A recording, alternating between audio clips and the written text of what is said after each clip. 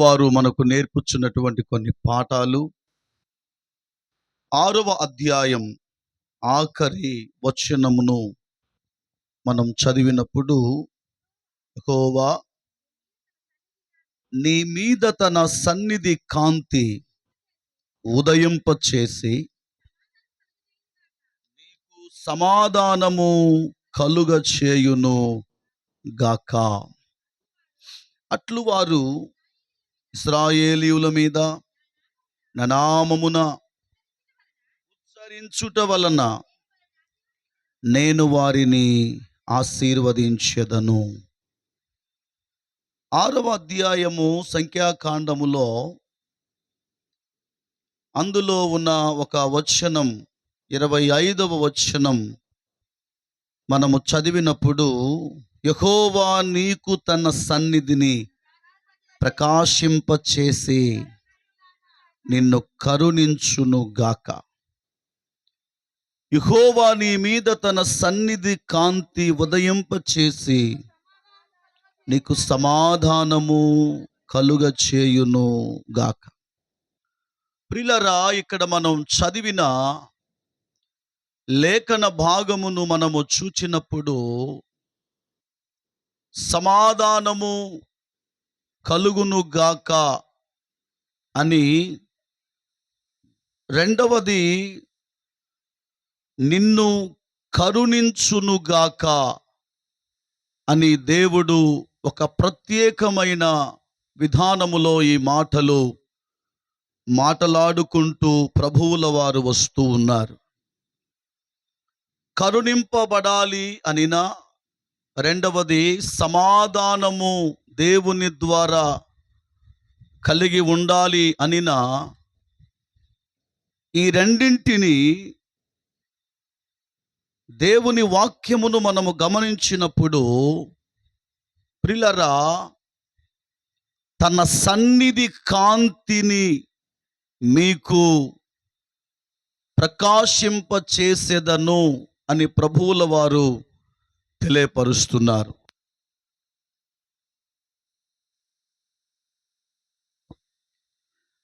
కరుణింపబడాలి అనినా, రెండవది సమాధానము దేవుని ద్వారా కలిగి ఉండాలి అనినా, ఈ రెండు కూడా దేని మీద ఆధారపడుతూ ఉన్నాయి అని మనం చూచినప్పుడు, నా ప్రియమైన దేవుని ప్రజలారా, ఆయన తన సన్నిధిని మన మీద ప్రకాశింపచేయుచున్నాడు. దాని వలననే ఈ విధమైన లాభాలు కలుగుతున్నాయి అని దేవుడు మాట్లాడుచున్నాడు. కరుణ అనేది చాలా ప్రాముఖ్యమైనటువంటిది. దేవుని దయ అనేది మనకు కావాలి.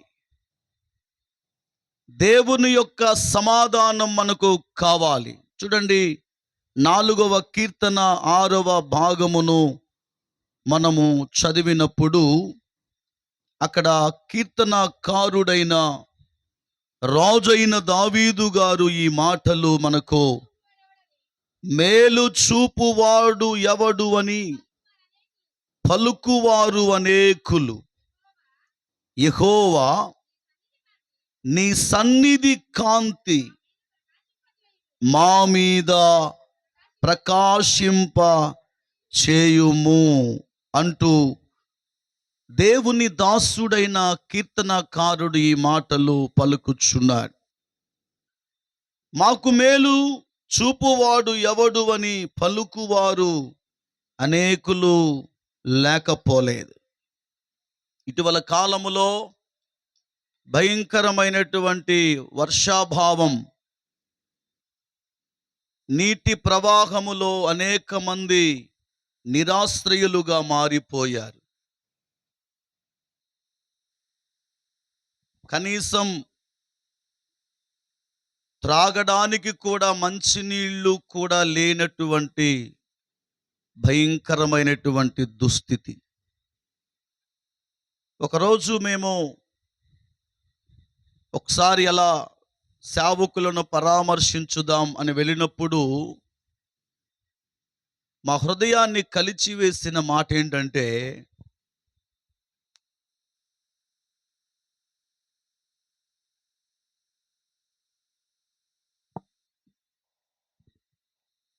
అలా మేము కారల ఆపగానే ఆ బురదలో చిన్న చిన్న పిల్లలు పరిగెత్తుకుంటూ వచ్చారు. ఆకలవుతా ఉంది, అన్నము లేదు, బియ్యము లేవు, పడుకోవడానికి కనీసం మంచాలు కూడా లేవు, దుప్పట్లు లేవు. ఎంత దుర్భరమైనటువంటి స్థితో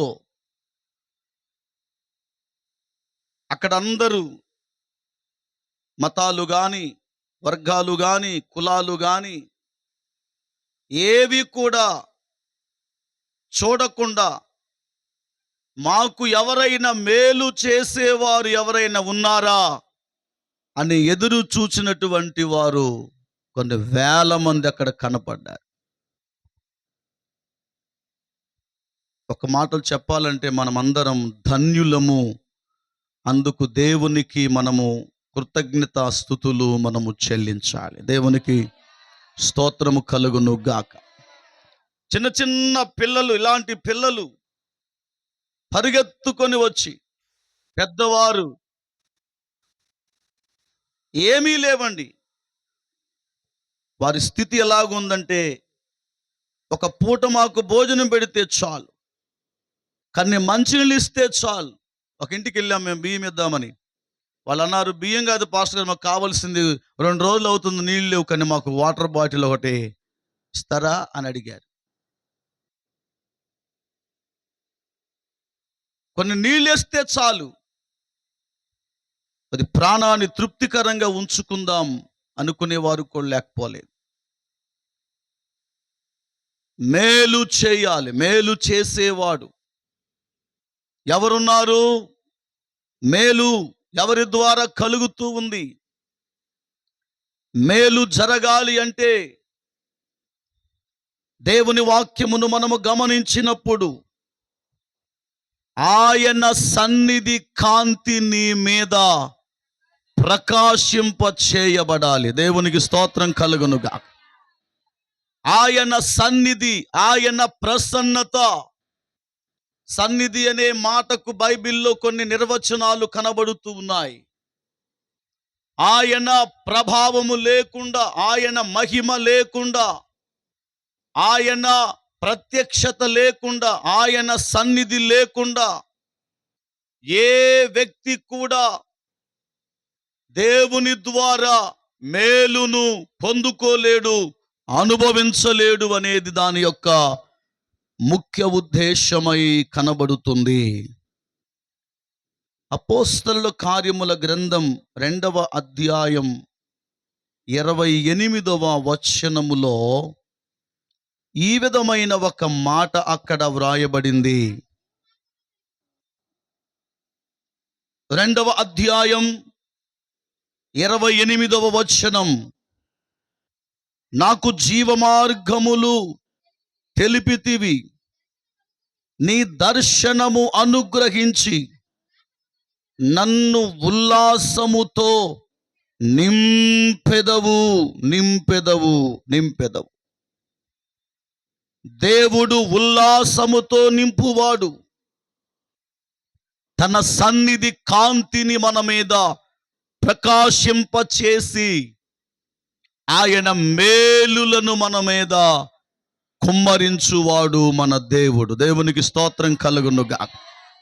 అందరూ అనుకుంటున్నారు, మాకు మేలు చేసేవారు ఎవరైనా ఉన్నారా? మాకు మేలు జరగాలి, మా జీవితంలో ఉన్న శోధన తొలగిపోవాలి, మా జీవితంలో ఉన్నటువంటి ఇబ్బందులు తొలగిపోవాలి అని పలుకువారు అనేక మంది మనకు కనబడుతూ ఉన్నారు. నా ప్రియమైన దేవుని ప్రజలారా, ఈ రాత్రి వాక్యం వింటున్న మన జీవితాలలో ఆయన సన్నిధి మన మీద లేకపోతే, ఆయన మహిమ మన మీద కనబడకపోతే, ఆయన ప్రసన్నత మన మీద లేకపోతే ఏమాత్రము మనము కరుణింపబడలేము. దేవుని సమాధానాన్ని కూడా మనము పొందుకోలేం. వాక్యమును మనము గమనించినప్పుడు దేవుని వాక్యములో కీర్తనకారుడు ఇంకొక విషయాన్ని మనకు ఇలాగూ తెలియపరుస్తున్నాడు. 67వ కీర్తన 1-2 చరణములు మనం చదువుకుందాం. 67వ కీర్తన 1-2 చరణములు. భూమి మీద ఏమండి నీ మార్గము తెలియబడునట్లు అన్యజనులందరూ, ఒక్కళ్ళు చదవండి, దేవుడు అన్యజనులందరిలో నీ రక్షణ తెలియబడునట్లును దేవుడు మమ్మును కరుణించి మమ్మును ఆశీర్వదించును గాక. ఆయన తన ముఖ కాంతి మా మీద ప్రకాశింపచేయును గాక. అందరూ ఆమేన్ చెప్పండి.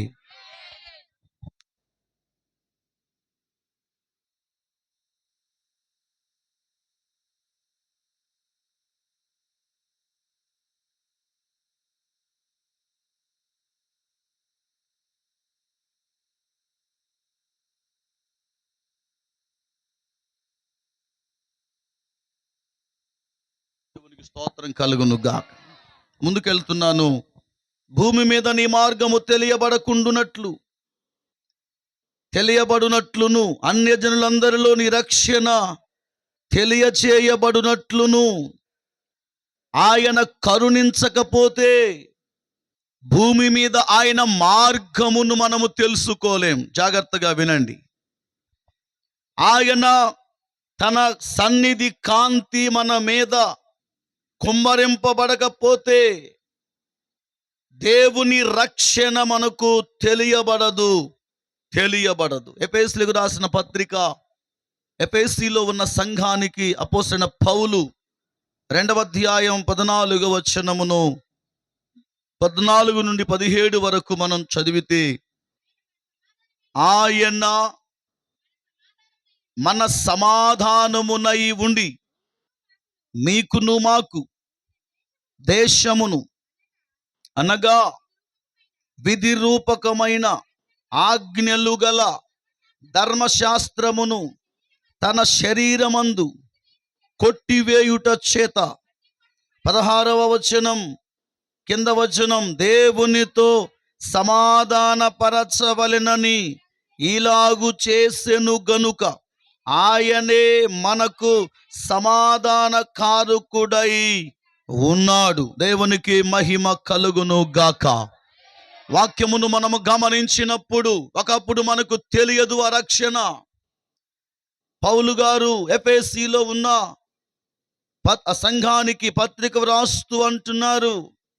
చూడండి, 2వ అధ్యాయం 13వ వచనములో, అయినను మునుపు దూరస్తులై మీరిప్పుడు క్రీస్తు యేసునందు క్రీస్తు రక్తము వలన సమీపస్తులుగా ఉన్నారు. ఒకప్పుడు దేవుడు లేని వారుగా ఉన్నారు. 12వ వచనం, ఆ కాలమందు ఇశ్రాయేలుతో సహపౌరులు కాక పరదేశులు, వాగ్దాన నిబంధనలు లేని పరజనులను, నిరీక్షణ లేని వారును, లోకమందు దేవుడు లేని వారునై ఉండి క్రీస్తుకు దూరస్తులై ఉంటిరని మీరేం చేయాలి? మొదట జ్ఞాపకం చేసుకోవాలి. ఒకప్పుడు మీరు దూరస్తులుగా ఉన్నారు. మహిమ అంటే ఏంటో తెలియదు, సన్నిధి అంటూ ఏంటో తెలియదు, ప్రత్యక్షత అంటే ఏంటో తెలియదు, ప్రభావం అంటే ఏంటో తెలియదు, రక్షణ అంటే ఏంటో మీకు తెలియదు, సమాధానం అంటే ఏంటో తెలియదు, కరుణ అనేది ఏంటో మీకు తెలియదు.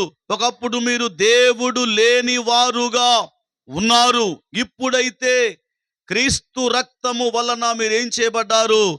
దేవునికి సమాధానం అనే బంధము చేత సమీపస్తులయ్యారు. దేవునికి స్తోత్రం కలుగును గాక.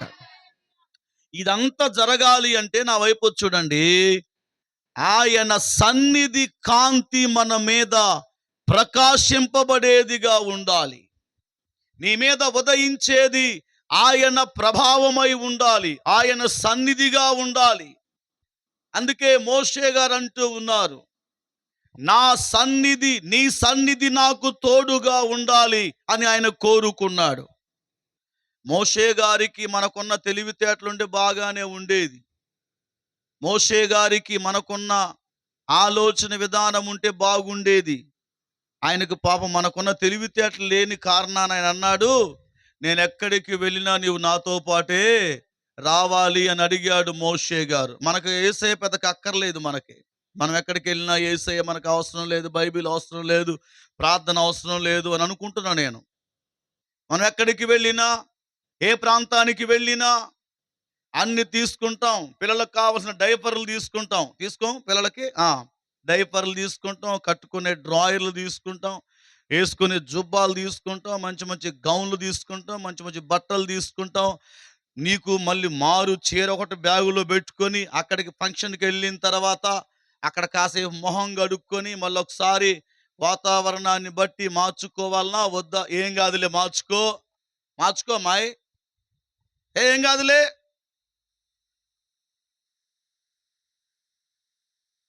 అన్ని పెట్టుకుని వెళ్ళిపోతాం, ఒక్క బైబిల్ తప్ప. అన్నీ ఉంటాయి. బైబిల్ ఉండదు మనతో పాటు. దైవ సన్నిధి ఉండదు, దైవ ప్రత్యక్షత ఉండదు. అన్ని సదిరావా? సదిరానండి బాబా, సదిరేసాను. అమ్మాయి మొత్తం సదిరేసావా? మొత్తం సదిరేసాను మామ. లుంగి పెట్టావా? ఆ లుంగి కూడా పెట్టేశాను.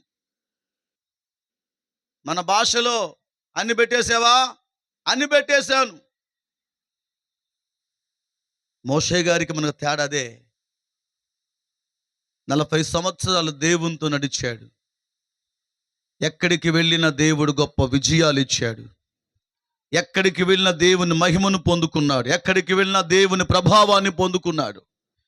ఎక్కడికి వెళ్ళినా తన సన్నిధి కాంతి తన మీద ప్రకాశించుచూ ఉంది.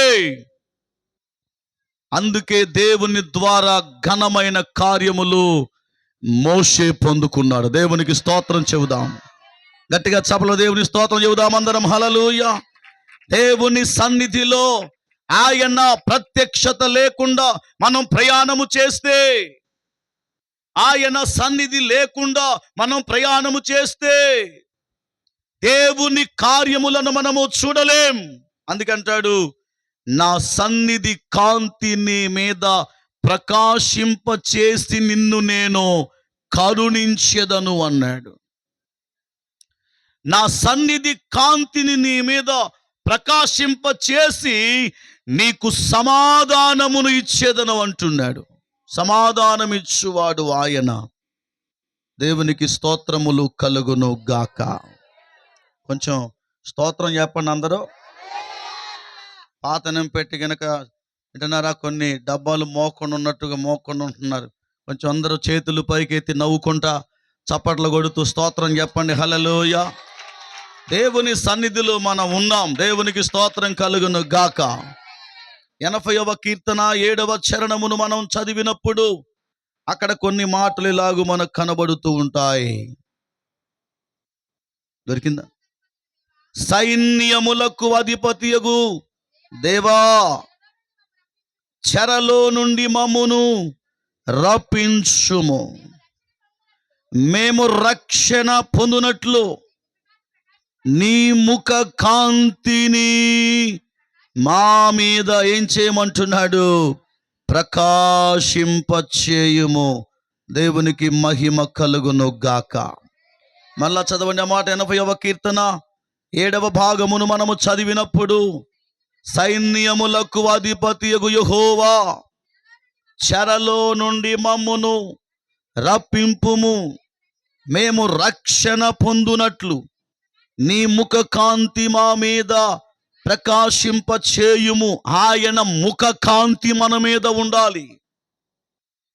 ఆయన ముఖము ద్వారా కలుగుచున్నటువంటి ప్రసన్నత మనలో ఉండాలి. దేవునికి మహిమ కలుగును గాక. అప్పుడు ఏం దొరుకుతా ఉంది నీకు? ఏం దొరుకుతూ ఉంది? రక్షణ దొరుకుతుంది. రక్షణ. అందరూ చెప్పండి, రక్షణ. ఏం కావాలి నీకు? భద్రత నీకు కావాలి. పోయిన వారం నుండి అదే మనం జ్ఞాపకం చేసుకుంటా ఉన్నాం. ఆయన కాపాడువాడు.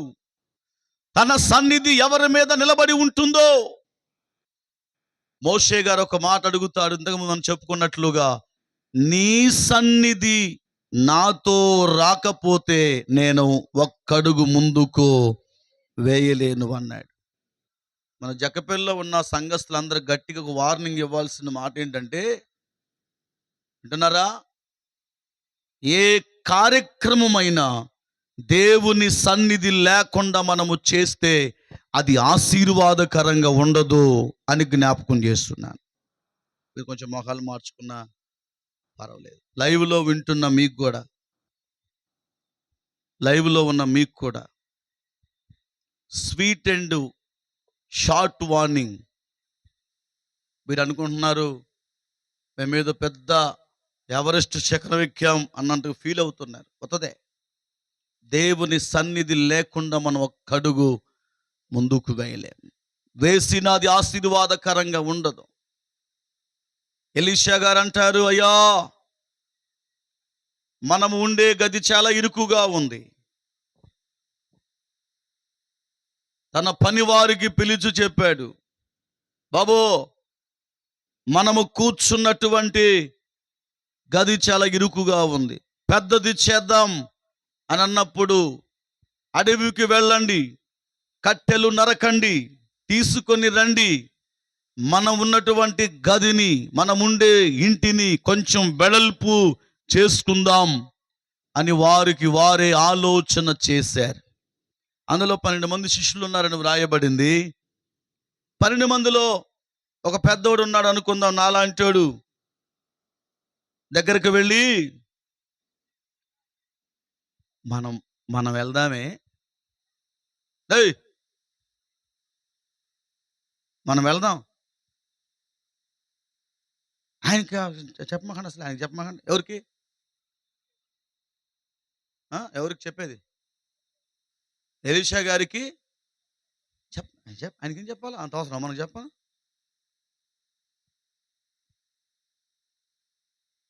అందులో ఒకడు అన్నాడు, నీవు రాకుండా మేము వెళ్ళలేం, నువ్వు రావాలి, నువ్వు వస్తే మేము అడుగులు వేస్తాం, నీవు రాకుండా మేము వెళ్ళలేం.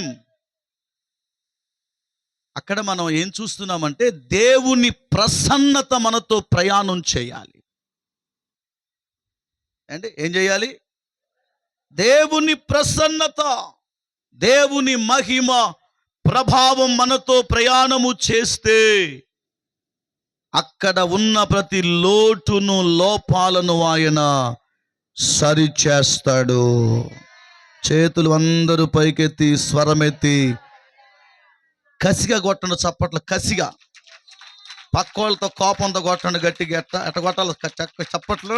పళ్ళు కొరుకుతూ కొట్టాలి చప్పట్లు. ఇంకొంచెం గట్టి కొట్టండి. 6వ అధ్యాయం మొదటి నుండి కొన్ని వచనాలు మనం చదువుకుందాం.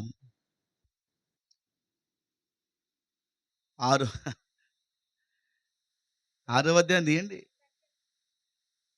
ఏంటి అధ్యాయం చెప్పలేదా?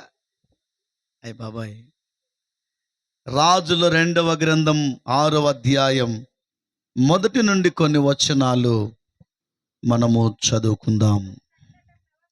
అదిగో చదువు. ఎస్.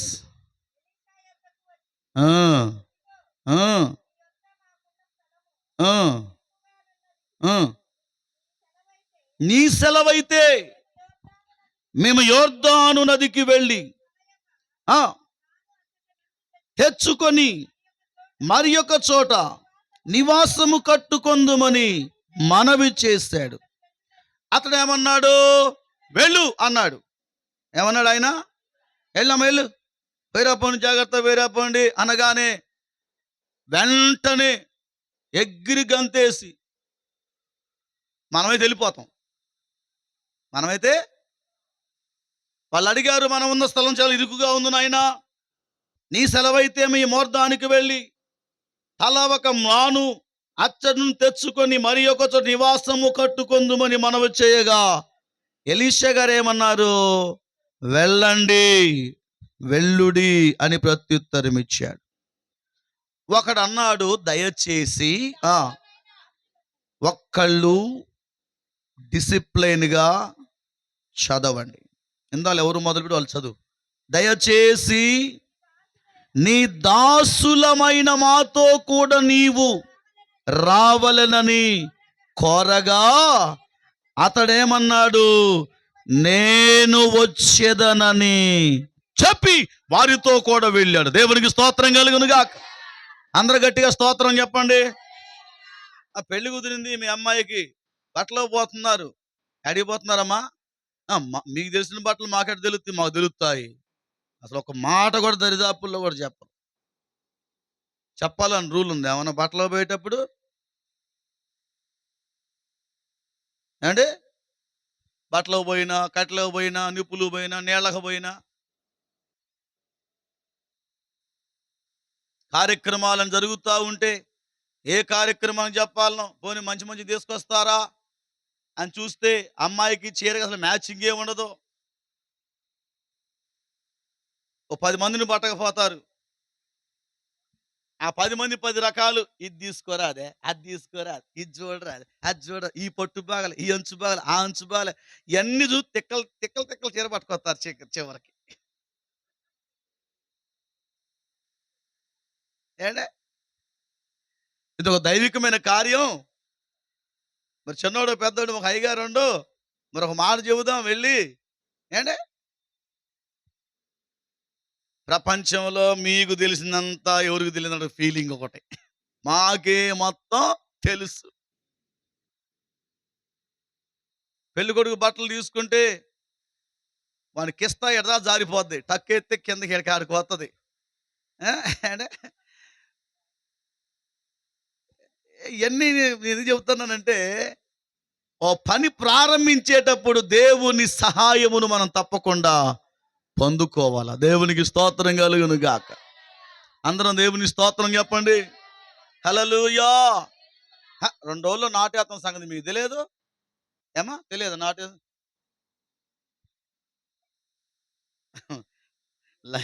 లైవ్ పోతుంది కానీ ఒక మాట చెబుతాయన్న. అయ్యా ఏడన్నా అయ్యా అని కమ్ములో ఉండరా, ప్రార్థన చేయి, అనుకోకుండా ఇప్పుడు నాటేస్తాను.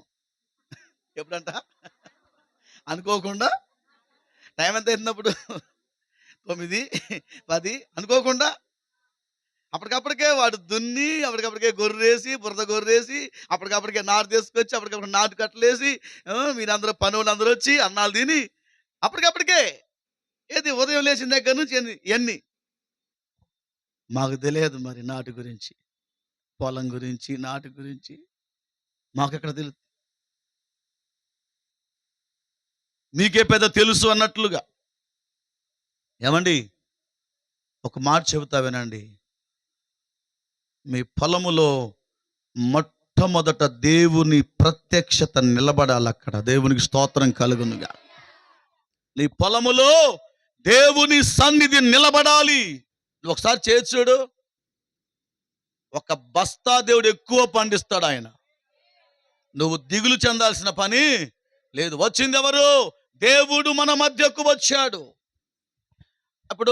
ఇప్పుడు ఎలీషా గారు ఒక వాస్తవం నేను అనే మాట ఏంటంటే, ఎలీషా గారు ఏమనాలంటే, నాకు వీలు పడదు అబ్బాయి మీరు పోయిరా పోని అని అనాలా. ఎలీషా గారు ఏమనాలా? నాకు వీలు పడదు, మీరు పోండి, మీ బాధ మీరు పడండి, నా వల్ల కాదు, నేను అంత దూరం ఏడొస్తా, నాకు వీలు పడదు అని అనాలి. కానీ ఎలీషా గారు ఏమన్నారు? నేను కూడా వచ్చేదను. దేవుని సన్నిధి మనతో ఉంటే, వింటున్నారా, తెలియని విషయాలు దేవుడు నీకు తెలియచేస్తాడు.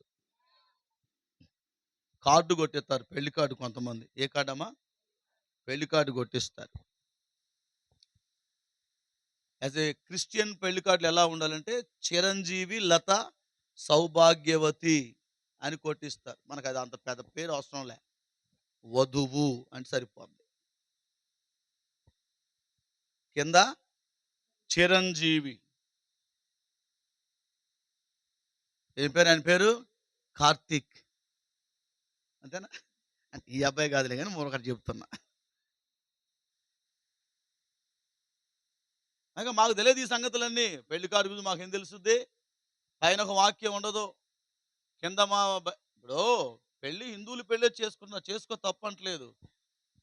పెళ్లి కుమార్తెగా, తల్లిగా, తండ్రిగా కార్డు మందే ఉండాలా. దేవుని బొమ్మలు ఉండాలి, సావుకుని పేరు ఉండాలి, తల వెంట్రుకలు తీసినా, పుట్టెంటుకలు తీసినా, ఇంకా అన్నప్రసన్న చేసినా చెప్పరేంటండి, ఒక పెళ్లిక ఒక దినకార్డు తప్ప మిగతా కార్డులన్నింటిలో దేవుని వాక్యం ఉండాలి.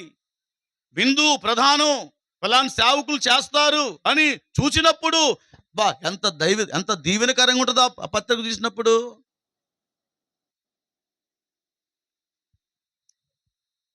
ఎవడ్రా వాడు అరిసేది? దేవునికి స్తోత్రం కలుగును గాక. వాక్యమును మనం గమనించినప్పుడు చూడండి, దేవుని పిల్లారా, 4వ వచనాన్ని మనం చదివితే, వారితో కూడా పోయెను. వారు యొర్దానుకు వచ్చి మ్రానులు నరుకుచున్నారు. ఒకడు దూలము నరుకుచున్నప్పుడు గొడ్డలి ఊడి నీటిలో పడిపోయింది. గొడ్డలు ఏమైందటమా? నీటిలో పడిపోయింది. ఏమండి వింటున్నారా?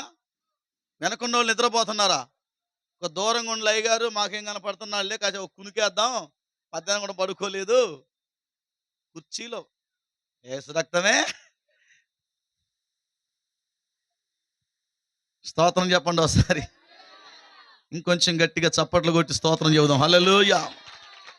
ఏమైపోయిందట? దూలం నరుగుతుంటే గొడ్డలి ఊడి నీటిలో పడిపోయిందట. ఇప్పుడు ఎలీషా గారు ఒకవేళ రాకుండా ఇంటి దగ్గరే ఉంటే వీడు ఇంకొంచెం పరిగెత్తాల. అక్కడ వ్రాయబడిన మాట ఏంటంటే, అయ్యో నా ఏలినవాడా, అది ఎరువు తెచ్చినదని మొరపెట్టాడు. ఇది నాది కూడా కాదయ్యా, నేను ఎరువు తెచ్చుకున్నాను, అప్పు తెచ్చుకున్నాను, పక్కోడు తడుక్కొని వచ్చాను. వినండి, దేవుని పని కొరకు మన దగ్గర వస్తువులు ఉన్నా లేకపోయినా ప్రక్కవారి సహాయముతో మనము ఆ పనిని జరిగించుదుముగాక. నా వైపు చూడండి. దేవుని వాక్యమును వినాలని మీకు మనవి చేస్తా ఉన్నాను. దేవునికి స్తోత్రం చెప్పండి. గొడ్డలు ఎవరిదంటది? మాకు లేదు అయ్యగారు, మాకు అసలే అట్లాంటి మా దగ్గరే చెప్పండి, మాకు అట్లాంటివి అలవాట్లే లేవు అయ్యగారు. ఏమా, మన ఇంటిలో కార్యక్రమం చేసేటప్పుడు కట్టెలు లేకపోయినా పక్కోడింటికి వెళ్ళి కట్టెలే ఉండయ్యా, మా ఇంటికి బంధువులు వస్తున్నారు, మా అమ్మాయిది ఎంగేజ్మెంట్, చుట్టాలు వస్తున్నారు, ఓ జోసఫ్ గారు వింటున్నావా, అందుబాటులో ఉండు, దావీదు గారు పొలం పని బోమాకు అని చెప్తారా చెప్పరా? మన సొంత పని కాబట్టి అట్లా. దేవుని పని అయితే ఒక్క మాట పక్కోడికి కూడా ఏమో కూటమి పెడుతున్నారంట, మాకు తెలియదంట. ఏంటే గొడ్డలు సొంతదా పక్కోళ్ళదా? పక్కవాడి గొడ్డలు తీసుకొని వచ్చాడంటే సొంత పని ఎవరి పని? అది దేవుని పనికి ఆసక్తి కలిగిన వాడై అది తీసుకొని వస్తే అదేమైపోయింది? ఇప్పుడు నీటిలో పడిపోయింది. వెంటనే వాక్యమును మనము గమనించినప్పుడు పెద్ద పెద్ద ఇంట్లో భర్తలే మిమ్మల్ని ఏం చేయలేకపోతున్నా. ఏం చేస్తారా? ఏం చేస్తా మిమ్మల్ని ఏమను? కప్ప భయపడతారా? కప్పకి, బొద్దింకకి, బల్లికి భయపడి రోజులేని అన్ని ఇంట్లో వాడు గడగడలాడిపోతుంటే. దేవునికి స్తోత్రం కలుగును గాక. ఇంకొంచెం ముందుకెళ్తా నేను. అప్పుడు దైవజనుడు 6వ వచనం, అదెక్కడ పడినని అడిగిను. వాడు అతనికి ఆ స్థలమును చూపించగా అతడు కొమ్మ ఒకటి నరికి నీళ్ళలో వేయగా గొడ్డలేమైపోయిందట? తేలిపోయింది. దేవునికి స్తోత్రం కలుగును గాక. అందరం దేవునికి స్తోత్రం చెబుదామా? గట్టిగా దేవునికి స్తోత్రం చెప్పండి. దేవుని సన్నిధి మనతో ఉంటే, నా వైపు చూడు, నష్టము జరిగిన చోటే గొప్ప విజయమునిస్తాడు. ఆయన విజయాన్నిస్తాడు. ఎప్పుడు ఆయన సన్నిధి మనతో ఉండాలి. పాప దగ్గర స్కూల్కి వెళ్తున్నావు, ప్రార్థన చేసుకుని బయలుదేరి, అయ్యా అందుబాటులో ఉన్నారా? మా పాప దగ్గరికి వెళ్తున్నాం, మా కోసం ప్రార్థన చేయ. అక్కడికి వెళ్ళాక పాపను నుంచోబెట్టి పాపతో ప్రార్థన చేయి అని మనం ఏం చేయాలి? ప్రార్థన చేయించాలి. ఆ ప్రార్థన ఆ పాపకు ఆ వారమంతా ఎలా ఉంటుందంటే పీడకలలు, బలహీనతలు, శోధనలు, అదురుకోటాలు, ఇటువంటి దురాత్మలు ఏమాత్రం కూడా పనిచేయవు. ఇవన్నీ ఏంటంటే మనం భక్తిలో ఎదగడానికి ఇవన్నీ మూలపాఠాలు. ప్రార్థనలో ఎదగడానికి ఇవన్నీ ఉపయోగపడే సోపానాలుగా మనకు కనబడుతూ ఉన్నాయి. కొంతమంది చేస్తున్నారు, కొంతమంది తెలియక చేయటం లేదు. ఈరోజే మనం అవలంబిద్దాం. ఆయన సన్నిధి లేకుండా ఎక్కడికి మనం ప్రయాణం చేయవద్దు. నీవు నాతో ఉండాలయ్యా, నీవు నాతో రావాలి, నీవు నా పక్షమున ఉండాలి. అందుకే దేవుడు అంటున్నాడు, ఆయన సన్నిధి కాంతి మన మీద ప్రకాశింప చేయుట వలన ఒకటి కరుణ నీకు, రెండవది సమాధానము దేవుడు నీకు అనుగ్రహించబోతున్నాడు. దేవునికి స్తోత్రం. దానియేలు గ్రంథము 9వ అధ్యాయం 17వ వచనమును మనము చదివినప్పుడు చాలా విషయాలు ఉన్నాయి, కానీ నేను ముగించి వేస్తాను. దానియేలు గ్రంథం 9వ అధ్యాయం 17వ వచనం. ఇప్పుడైతే నా దేవా, దీనిని బట్టి నీ దాసుడు చేయు ప్రార్థనలను, విజ్ఞాపనలను ఆలకించి ప్రభువు చిత్తానుసారముగా శిథిలమైపోయిన నీ పరిశుద్ధ స్థలము మీదకి నీ ముఖ ప్రకాశము రానిమ్ము. దేవునికి స్తోత్రం కలుగును గాక.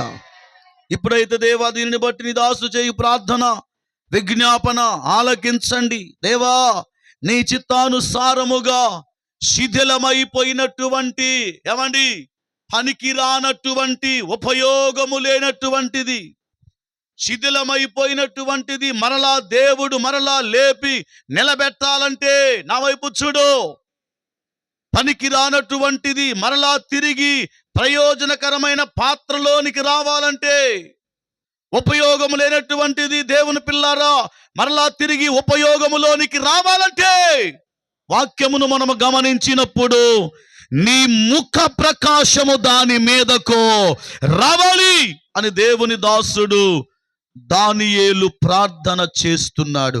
దేవునికి స్తోత్రం కలుగును గాక. అందరూ దేవునికి స్తోత్రం చెప్పండి. నువ్వు నమ్మినా నమ్మకపోయినా దేవుని వాక్యమును జ్ఞాపకం చేస్తున్నాను. గేదె ఏమండి, గేదెనా ఏదో మొత్తానికి ఇంట్లో ఉండే మనం సాదుకునే ఒక జంతువు, అంతేనా? 9 నెలలు అది నిండు, ఏమండి, చూడుతో ఉంది. అది 7వ నెలలోనే పడిపోయింది, ఇక లెగట్లేదు. కాళ్ళన్నీ వీక్ అయిపోయాయి, నడవలేకుండా దాన్ని అలాగే మేతేస్తున్నారు, అలాగే దానికి అన్ని శుభ్రం చేస్తూ ఉన్నారు. నిండు దాన్ని ఏమంటారు, సూడి మీద ఉంది. అది 7వ నెల సూడి మీద కింద పడిపోయింది. ఇక ఆ ఇంట్లో భార్యాభర్తలు ఎంత ఇబ్బంది పడుతుంది, ఎంత యాతన పడుతూ ఉన్నారు. దాన్ని అడుజరిపి ఒకరోజు వాళ్ళ ఇంటి ముందు నేను కూటం పెట్టా, మల్లెపల్లిలో. వాళ్ళ ఇంటి ముందు కూటం పెడితే పాటలు పాడుతూ ఉంటే మీరు కూర్చున్నట్టుగా 2 భార్యాభర్తలు చైర్లో కూర్చున్నారు, చక్కగా పాటలన్నీ వింటా ఉన్నారు. వాక్యం చెబుతా ఉన్నాను. వాక్యం చెబుతూ ఉంటే మధ్యలో వాళ్ళకి ఇద్దరు అనిపించిందట. భర్త అన్నట భార్య, తమ్మాయి అయ్యగారిని దూరం వచ్చాడు, మన ప్రయాసపడి చిన్న నూనె డబ్బా కొని చేయి తీసుకురాపో అని అనుకొని ఇద్దరు కలిసి మాట్లాడుకొని నూనె డబ్బా తీసుకొని వచ్చారు. వాళ్ళిద్దరు రాలేదు, పాలేరుతో పంపించారు. దేవుని పిల్లరా, దేవుని సన్నిధి ఎక్కడ ఉంటుందో పడిపోయిన వాటిని దేవుడు బాగు చేస్తాడు. దేవుడికి స్తోత్రం కలుగును గాక. శిథిలమైపోయిన దాని మీద నీ ముఖ కాంతి రావాలి నాయన. దేని మీద? వాడు పనికిరాడు అని నీవనుకుంటున్నావు, దేవుడు పనికొచ్చే పాత్రగా చేస్తాడు ఆయన. ఒకవేళ నీ భర్తకు, దేవుని పిల్లారా, తెలివితేటలు ఉండకపోవచ్చు, దేవుని ప్రకాశమానము నీ కుటుంబం మీద తిరిగి వస్తే నీ భర్తను తెలివిగలిగిన వాడుగా దేవుడు చేస్తాడు. నూనె రాసి పంపించి నాకు ఆ సంగతి తెలియదు. ఆ నూనె ఎప్పుడైతే వ్రాసారో, ఆ కుడితిలో పోసారో, పక్కన ఒక తల్లిగా చెప్పింది, హెబ్రోన్ చర్చికి వెళ్తుంది, ఓ తల్లిగా చెప్పిందట, అమ్మా అయ్యగారితో ప్రార్థన చేయించుకోండి, ఆ నూనె మీరు రాసుకోండి, గేదెకు కూడా రాయండి, కుడితిలో పోయండి అని చెప్పారు. ఇక దేవుని పిల్లారా, తిరిగి మరలా వచ్చేవారు నేను విజిటింగ్కి వెళ్ళినప్పుడు వాళ్ళిద్దరు భార్యాభర్తలు నన్ను పిలిపించారు. రాసిన రోజే ఆ రాత్రే దేవుడు 2 నెలలుగా పడిపోయిన ఆ గేదెను దేవుడు నిలవబెట్టాడు. దేవునికి స్తోత్రం కలుగును గాక. గట్టిగా గట్టిగా చప్పలు కొట్టాలా, దేవునికి స్తోత్రం చెప్పండి. ఇవాళ చెప్పిన మీ అందరికి అంతేనంత ముందు చెప్పాను ఎప్పుడన్నా. అసలు ఇంకా కరపత్రిక ఒకటి వేయాల్సింది. గేదె లేచి తిరుగుతుంది, కాళ్ళు వచ్చిన దానికి మంచిగా శామ్యూల్ పిన్నయ్య గారు ప్రార్థన చేస్తే బతికింది. అది దేవునికి మహిమ కలిగేటట్లుగా ఉండాలా. దిక్కుమాల ప్రచారాలుగా మనం చేసుకోవాల్సింది. సమయం అయిపోతుంది, ఆన్లైన్లో ఉన్నోళ్ళు ముగించేస్తే అయ్యగారు మేము భోజనం చేస్తాం అన్నట్టు ఈ పాటికల్లా అయ్యగారు ముగించేసేవాడు. ఏంది ఇంకా పరిగెత్తున్నారు అనుకుంటున్నారు ఏంటి? 5 నిమిషాలు ముగించేస్తాను. దానియేలు గారు అంటున్నారు, చదవండి ఆ మాట, నీ దాసుడనైన నేను ప్రార్థనలు విజ్ఞాపనలను ఆలకించు. ప్రభువా, నీ చిత్తానుసారముగా శిథిలమైపోయిన నీ పరిశుద్ధ స్థలము మీదకి ఏం రావాలంట చెప్పండి? ఏం రావాలి? నీ సన్నిధి రావాలి, నీ మహిమ ప్రత్యక్షత రావాలి. ఆయన సన్నిధి కాంతిలో మనము ప్రయాణం చేయాలి. కొత్త నిబంధన పాత నిబంధన కాలానికి మధ్య షకీనా అనే ఒక మేఘం ఒకటి ఉండేది. ఒక ప్రెజెన్స్ అనేది ఒకటి, ఒక సన్నిధి అనేది ఉండేది. మేఘము ఆగితే ప్రజలు ఆగేవారు, మేఘము కదిలితే ప్రజలు కదిలేవారు. ఆ మేఘమును బట్టి వారు ప్రయాణము చేశారు. ఆ మేఘంలో ఏమున్నాయంటే దేవుని సన్నిధి ఆ మేఘములో నిలిచి ఉంది. పాత నిబంధన కాలములో నిర్గమ కాండము, లేవియా కాండము, సంఖ్యా కాండము, ద్వితీయోపదేశ కాండము, యెహోషువ గ్రంథాలు మనము చదివితే వారు ఆ మేఘమును బట్టి వారు ప్రయాణము చేశారు. దేవునికి స్తోత్రం కలుగును గాక. గట్టిగా స్తోత్రం చెప్పునానా. ఈరోజు ఉపవాస కూడికలో గడుపుతున్న మనమందరం ఒక్కొక్క రోజు ఒక్కొక్క విధంగా దేవుడు మనతో మాట్లాడుకుంటూ వస్తున్నాడు. ఈరోజు నీ ప్రయాణం, శిష్యులకు వచ్చిన ఒక ఆలోచన, దానియేలు గారికి వచ్చిన ఒక ఆలోచన, నీ సన్నిధి లేకుండా నేను అడుగులు వేయలేను నాయన. నీ సన్నిధి నాకు కావాలి, నీ మహిమ నాకు కావాలి, నీ ప్రభావం నాకు కావాలి. ప్రభావం లేనివారు, సన్నిధి లేనివారు, ఆయన ముఖకాంతి మన మీద లేకపోతే అలాంటి కుటుంబాలు దేవుని ద్వారా ఘనమైన కార్యాలు ఏ మాత్రము కూడా పొందుకోలేం, అనుభవించలేం. అన్నీ ఉంటాయి, దేవుని మహిమ మాత్రం ఆ ఇంటిలో ఉండదు. ఇల్లట శుభ్రంగా ఊడ్చి ఉందట. ఎట్లుందటమ్మా? ఇల్లు శుభ్రంగా ఊడ్చి ఎవరు ఆ ఇంట్లో లేకపోవటం వలన పోయినటువంటి దెయ్యం మళ్ళీ ఏం చేసిందట, ఒకసారి పోయి చూసొద్దామే ఎట్టుందో ఏమో, పోయి 2-3 నెలలు అవుతుంది, మా అమ్మ ఎట్టుందో ఒకసారి పోయి చూసొద్దామని వచ్చిందట. దెయ్యం, పోయిన దెయ్యం మళ్ళీ వచ్చిందట. ఆ ఇల్లు ఎట్టుందటమ్మా? నిద్రపోతున్నారా? నిద్రపోయి స్తోత్రం చెప్పండి. 500 రూపాయలు ఇస్తా. ఎవరికి? నిద్రపోయేవాళ్ళు స్తోత్రం 500 రూపాయలు ఇస్తా. ఆ ఇల్లు ఎట్లుంది ఇప్పుడు? శుభ్రంగా ఊడ్చి, ఏమి లేదు, కొత్తదే. Praise Lord. ఆ ఇంట్లో ఏమీ లేదు, ప్రార్థన లేదు, సన్నిధి లేదు, మహిమ లేదు, ప్రత్యక్షత లేదు, ఉపవాస కూటాలు లేవు. వాక్యాన్ని మనం గమనించినప్పుడు దెయ్యం అనుకుందట, అయ్యో నేను పోయినాక ఎన్నెన్ని ఉంటాయో అనుకున్నా, కానీ ఒకటి కూడా నేను వెళ్ళిపోయిన తర్వాత ప్రార్థన ఉంటుంది అనుకున్నా. నేను వెళ్ళిన తర్వాత భక్తి ఉంటుందేమో అనుకున్నా. నేను పోయిన తర్వాత ఆత్మీయత ఉంటుందేమో, అన్ని విధాలుగా మారిపోయిందేమో, ఒకసారి చూసొద్దామే. అప్పుడప్పుడు వెళ్ళిపోయిన దెయ్యాలన్నీ వచ్చి తిరుగుతూ ఉంటాయి. దేవుని పిల్లారా, పోయిన దెయ్యం ఏం చేసిందంటే తనకంటే చెడ్డవైన 7 దెయ్యాలను వెంట పెట్టుకొని వచ్చిందటండి. ఎన్నటమా? ఒకటి కాదు, ఎన్నట్టు చెప్పండి? 7 దెయ్యాలు వెంట పెట్టుకొని వచ్చి ఇంట్లో కాపురం పెట్టిందట. ఒక్క దెయ్యం ఉంటేనే బెంబులెత్తిపోతున్నాం. ఒక్క దెయ్యం ఉంటేనే భార్యాభర్తలకు సమాధానం ఉన్నది, భార్యాభర్తలకు మంచిగా మాట్లాడుకోవటాలు. ఏది ఒకటి ఉంటేనే, 7 ఉంటే ఎట్లుండాలా? ఏమండి, ఏయ్ మాట్లాడొద్దు అని ఒక దెయ్యం.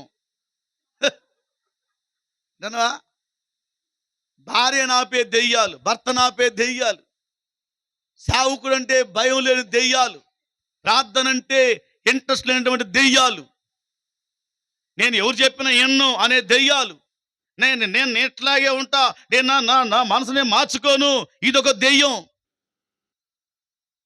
ఇట్లా 7 దెయ్యాలు లెక్క పెట్టుకొని పోతున్నానా బైబిల్లో కనపడతా ఉంటాయి. చెవిటి దెయ్యం, మోగ దెయ్యం, గుడ్డి దెయ్యం,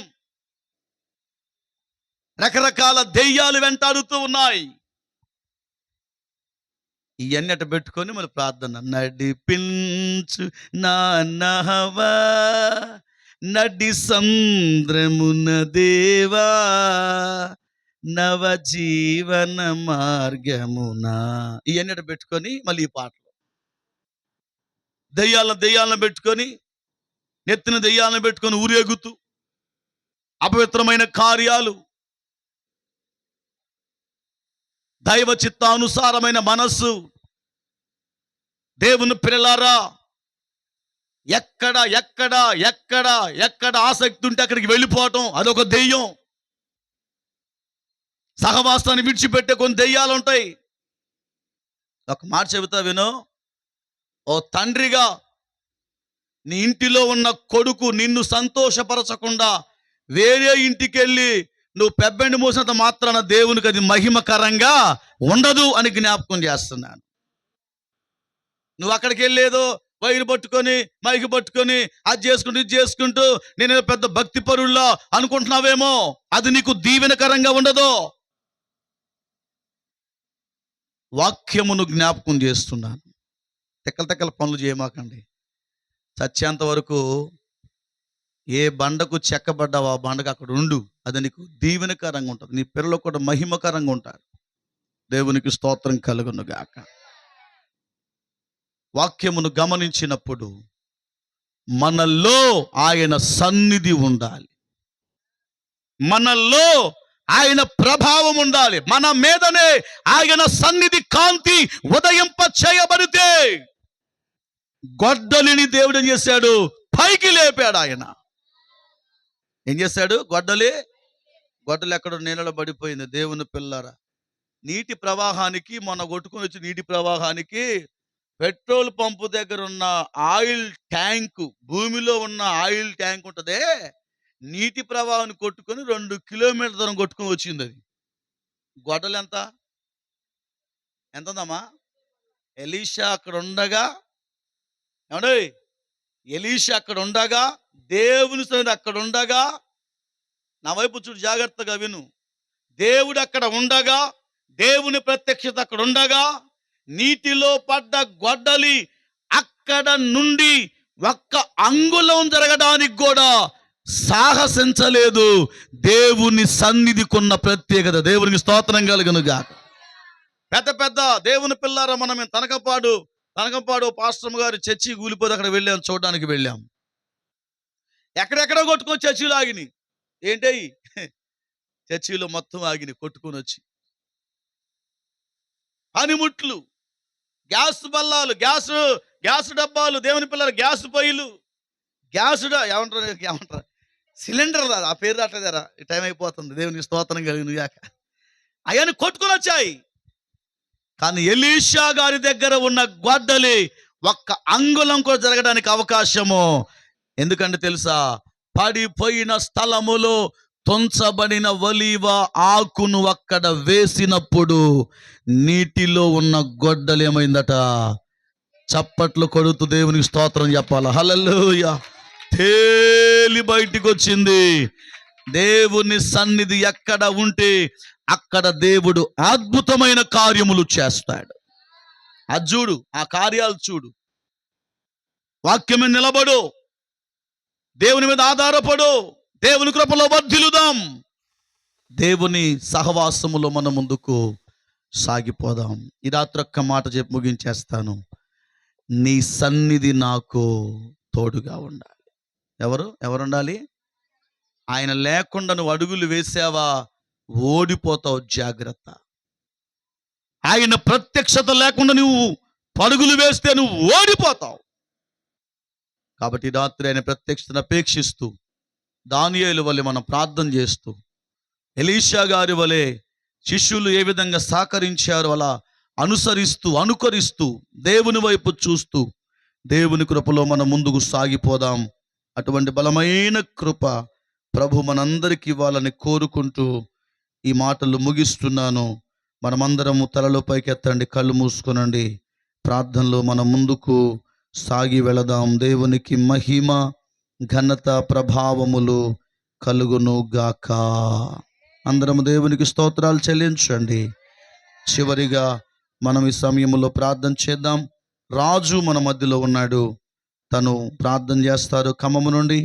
మనమందరం ప్రార్థనలో మనం ముందుకు సాగిపోదాం. దేవునికి స్తోత్రం, స్తోత్రం, స్తోత్రం, స్తోత్రం. ప్రార్థన చేయనా. కృపా సత్య సంపూర్ణుడా నాయన, కృపగెడ్ల మా ప్రియ పరలోకపు తండ్రి, నీకే వందనాలు, స్తుతులు, స్తోత్రములు నాయన. గడిచిన కాలమంతయు తండ్రి మీ రెక్కల చాటున మమ్మల్ని ఎంతగానో కాసి కాపాడిన దేవానికి స్తుతులు, స్తోత్రములు నాయన. నిజముగా దేవానికి